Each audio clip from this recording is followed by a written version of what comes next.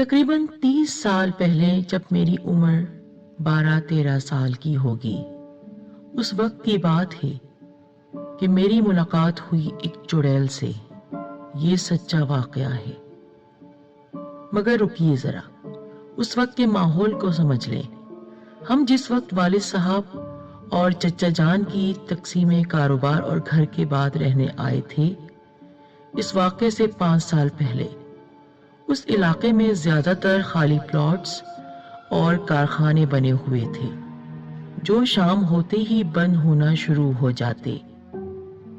رہائشی مکانات چند ایک تھے، جن میں کچھ میں بجلی بھی نہیں تھی، اور جہاں تھی وہاں بھی ایک آدھ بلب 0 واٹ کے رات میں جلتے تھے، باقی بند کر دیے جاتے تھے۔ پڑوس میں ایک بوڑھے میاں بیوی رہتے تھے، ہم جنہیں خالہ اور خالو کہتے تھے۔ ہم کہانیاں سننے کی لالچ میں ان کے گھر جایا کرتے تھے۔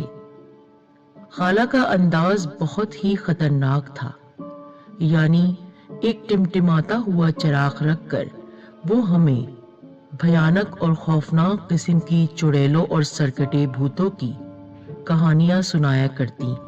کبھی کہتی تمہارے گھر کے پیچھے 7 بچوں کی لاش دفن ہے، کبھی کہتی ہماری گلی میں جو خالی پلاٹ ہے، لالے سیٹھ کی بیٹی وہاں پر چڑیل بن کر پھرتی ہے، وہ جو شہتوت کا درخت ہے ادھر وہ رہتی ہے، رات جو ادھر سے گزرے وہ اس کو پکڑتی ہے، اور لالے سیٹھ کا بھوت اسکول کے ایک کمرے میں رہتا ہے۔ لالے سیٹھ کی لڑکی بہت سالوں پہلے اپنے بدن پر مٹی کا تیل ڈال کر جل کر مری تھی۔ اس کی جلی اور اکڑی ہوئی لاش ہم نے بھی لاکھ پابندیوں اور بھیڑ کے بعد دیکھی تھی۔ لالے سیٹھ اس لڑکی کے جلنے والے حادثے سے بھی بہت پہلے محلے کی مسجد کے کنویں میں کود کر خودکشی کر چکا تھا۔ ان ساری جگہوں سے متعلق ہمارے دلوں میں ایک ڈر تھا۔ اپنے گھر کا ماحول تو ایسا نہیں تھا، ان سب چیزوں کو ہمارے گھر میں اتنی اہمیت نہیں دی جاتی تھی۔ ہمارا گھر پڑھا لکھا گھر تھا، ہر کوئی تعلیم حاصل کر رہا تھا۔ ہم جب یہ بات اپنے بڑوں سے کرتے تو وہ ہمیں ڈانٹ دیتے کہ ایسی کوئی کہانی نہیں ہے، ایسی کوئی چڑیل یا بھوت نہیں ہے، یہ سب جھوٹی باتیں ہیں۔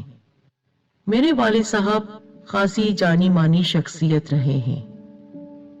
کئی مسلم اور غیر مسلم بڑے لوگوں سے انتہائی قریبی ان کے تعلقات تھے، جن میں شہر کے اس وقت کے 5 سینما گھروں کے مالکان بھی تھے۔ ان کے سینما گھروں میں ہی ان کی آفیسز تھیں، جہاں اکثر والد صاحب اور دوست بیٹھتے تھے۔ میں بھی اپنے والد صاحب کے ساتھ وہاں پر جایا کرتا تھا۔ وہاں ان کی باتیں چلتی اور کچھ دیر بعد مالک سینما کسی نوکر کے ہمراہ ہم کو بوریت سے بچانے کی خاطر بھیج دیتے۔ جب میں تھوڑا بڑا ہوا تو وہ تمام دوست مجھے جانتے ہی تھے، تو میں پھر والد صاحب کے ساتھ نہیں، اکثر اکیلے ہی پہنچ جاتا تھا۔ ٹکٹ کا مسئلہ نہیں تھا، سب جانتے تھے۔ جس وقت کا یہ واقعہ ہے، اس وقت کی عمر کے آتے آتے آخری شو میرا پسندیدہ شو ہو گیا۔ اس دن میں آخری شو دیکھنے اپنی سائیکل پر گیا۔ جس سینما میں گیا وہاں کافی دیر سے شو شروع ہو چکا تھا۔ مووی بھی بڑی تھی اور موضوع بھی ہارر تھا۔ دلچسپی کی وجہ سے وقت کا خیال نہ رہا، آخر تک دیکھتا رہ گیا۔ جب فلم ختم ہوئی میں باہر آ گیا تو وقت کا خیال آیا، تقریباً رات کا 1 بج چکا تھا۔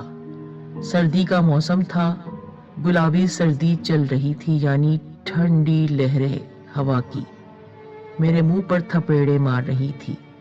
جلدی جلدی سائیکل کے پیڈل مارتے گھر کی جانب روانہ ہوا۔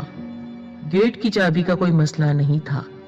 والد صاحب خود رات 12 کبھی 1 بجے اور سب سے بڑے بھائی 1 سے 2 بجے گھر آتے۔ ہمیشہ رات جب واپس کہیں سے آتا میں گھوم کر उसी खाली प्लॉट पर लगे हुए शहतूत के दरख्त की जानिब से या फिर दरमियान की गलियों से होकर घर आता।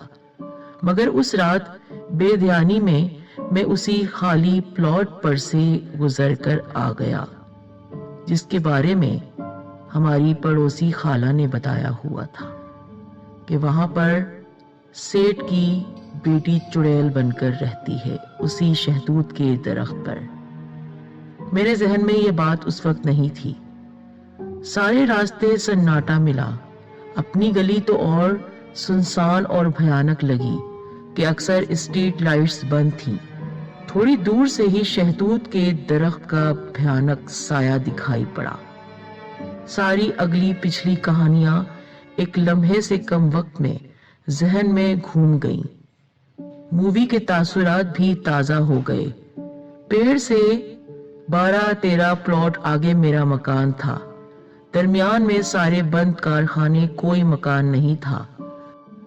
अपने आप को पेड़ से दूर रखने के लिए मैंने हैंडल को घुमाया ताकि दूसरी सिम से निकल सकूं।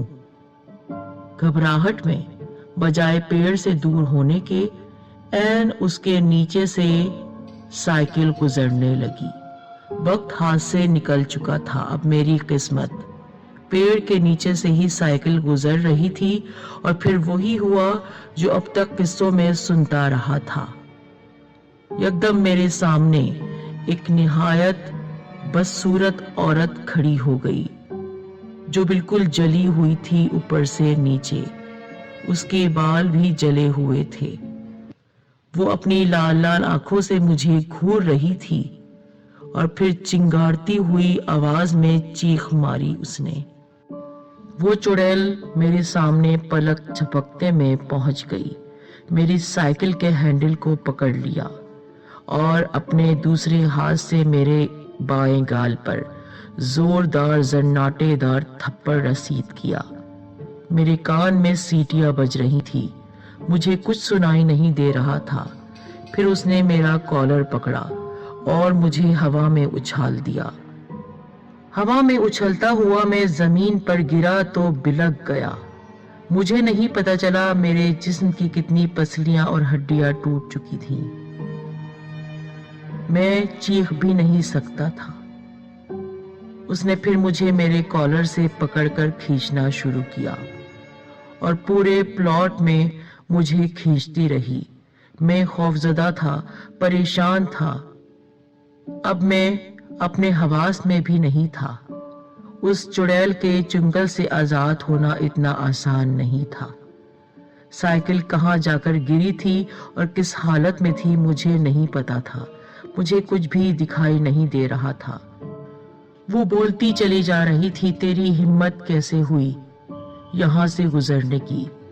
क्या तूने यहाँ के किस्से कहानियां नहीं सुने हैं? मैं तो जलकर मरी हूं, तुझे भी जला दूंगी। तूने हिम्मत की यहाँ आने की, देख तेरा क्या हाल कर दिया। अब मैं तुझे खाने वाली हूँ। और वो अपने लंबे लंबे नुकीले दांत मेरे गले में पेवस कर रही थी इससे पहले कि वो मुझे कच्चा चबा जाती। मुझे किसी मर्द के चीखने की आवाज आई। वो मर्द थे मेरे वालिद साहब। वो भी रात में कहीं से आ रहे थे। मेरा ये हाल देखकर वो परेशान खौफजदा हो गए। उनके चेहरे पर इतनी परेशानी थी कि मैं बता नहीं सकता हूँ। उन्होंने चीखा वहां से, ए खबीस औरत, ए शैतान चुड़ैल, छोड़ दे मेरे बेटे को। तेरे बेटे ने यहाँ से आने की। मैं तो होश में नहीं था। बस मुझे आवाजें सुनाई दे रही थी क्योंकि उसने अब तक मुझे कॉलर से पकड़कर घसीटने की कोशिश की थी। जमीन पर मैं पड़ा हुआ था। मैं तो हिल भी नहीं सकता था। बुरा हाल था मेरा। खून बह रहा था जिस्म से और हड्डियां न जाने कितनी सलामत थीं और कितनी टूट चुकी थीं। बस मुझे एक कान से ये सुनाई दे रहा था, मेरे वालिद साहब जोर जोर से कुरानी आयात पढ़ रहे थे, विर्द कर रहे थे और उसकी तरफ बढ़ रहे थे। फिर वालिद साहब ने न जाने उस पर क्या पढ़कर फूंका कि वो वहां से चीखती हुई भागने लगी। اس کا جسم جل رہا تھا۔ جس حالت میں وہ جل کر مری تھی ویسے ہی اس کے جسم میں آگ لگی ہوئی تھی اور وہ چیختے چیختے اسی شہتوت کے پیڑ میں جا کر گم ہو گئی۔ پھر میں بے ہوش ہو گیا تھا۔ مجھے یاد نہیں میرے والد صاحب مجھے کیسے وہاں سے لے کر گئے، کیسے انہوں نے مجھے اٹھایا۔ صبح جب میری آنکھ کھلی تو خود کو پٹیوں میں جکڑا ہوا دیکھا۔ میں اپنے جسم کو ہلا بھی نہیں پا رہا تھا۔ آنکھ کھلی تو ڈاکٹر کو اپنے اوپر جھکے ہوئے پایا جو انجیکشن لگا رہے تھے۔ بہت تیز بخار تھا، اس کے ساتھ ساتھ میں بری طرح سے زخمی بھی تھا۔ اس چڑیل نے میرا برا حال کر دیا تھا۔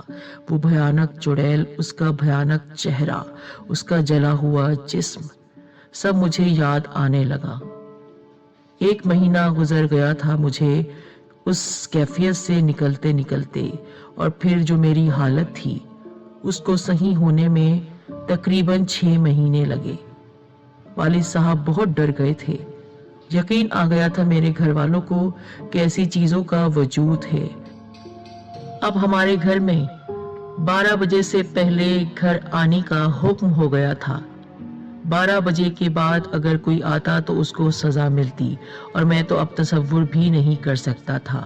میرے والد صاحب نے وہ جگہ چھوڑ دی تھی، ہم کسی اور جگہ آ گئے تھے، کیونکہ اس جگہ وہ پیڑ اور وہاں پر موجود وہ چڑیل کسی کے ساتھ کبھی بھی کچھ بھی کر سکتی تھی۔ ویسے تو وہ ختم ہو گئی تھی، لیکن شیطانی قوتیں کبھی ختم نہیں ہوتی ہیں۔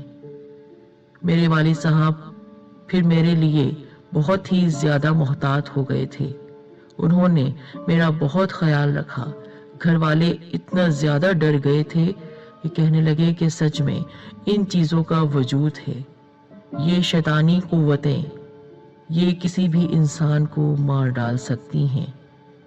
جو بڑے کہتے ہیں کہ 12 بجے سے پہلے گھر آ جاؤ، اسی لیے وہ اتنی زیادہ احتیاط کرتے ہیں کہ اس وقت بلاؤں اور شیطانی قوتوں کے گھروں سے نکلنے کا وقت ہوتا ہے، اور انسانوں کے لیے سونے کے لیے راتیں ہیں، نہ کہ رات بھر باہر گھر سے گھومنے کے لیے۔